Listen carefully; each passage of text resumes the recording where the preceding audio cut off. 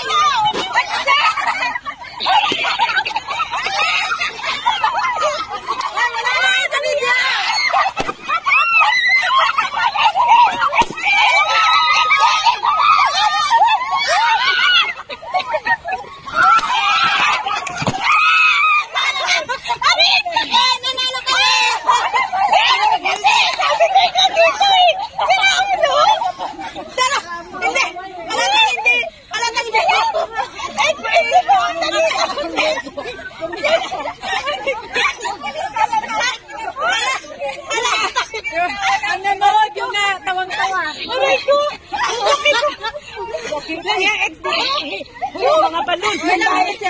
6 minutes. Guys, nadaya ka na. Makamulta ba?